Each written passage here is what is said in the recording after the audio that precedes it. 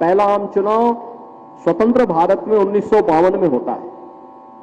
लोकसभा और विधानसभा के पूरे देश के अंदर एक साथ चुनाव हुए। कमोवेश ये इलेक्शन एक साथ 1952 से 1957, 1957 से 1962, 1962 से फिर 1967, ये एक साथ चुनाव होते रहे।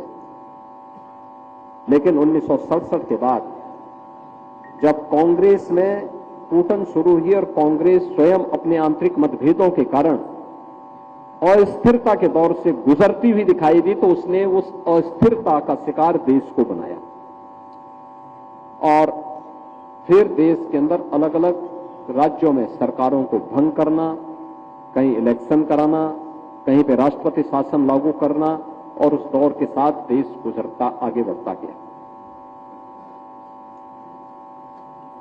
1980 के दशक में भी मुद्दा उठा था कि नहीं, लोकसभा और विधानसभा का चुनाव एक साथ होना चाहिए, लेकिन फिर वो आगे नहीं बढ़ पाया। श्रद्धेय अटल बिहारी वाजपेयी जी ने भी इस बात को आगे बढ़ाया था, वो चीजें आगे नहीं चल पाई। और आज श्रद्धेय अटल जी के ही उन भावों को मूर्त रूप देने के लिए प्रधानमंत्री मोदी जी ने पूर्व राष्ट्रपति श्रद्धेय रामनाथ कोविंद जी की अध्यक्षता में एक समिति का गठन किया और उस समिति ने अपनी सिफारिशें देश को की है। व्यापक जन जागरण के माध्यम से लोगों की चेतना को जागरूक करना, क्योंकि वोटिंग तो जनता जनार्दन को करना है। लोकतंत्र आकर्षण का केंद्र बना रहे, लोकतंत्र के प्रति लोगों की श्रद्धा का भाव बना रहे, देश में एक स्थिर सरकार आए, 5 वर्ष का उसका टेन्योर हो, काम करने का एक पूरा अवसर उसे प्राप्त हो,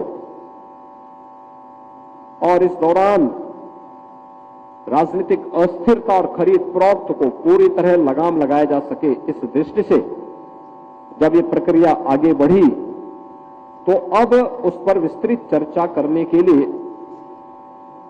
देश के अंदर इस प्रकार की संगोष्ठियां आयोजित होना एक सराहनीय प्रयास है।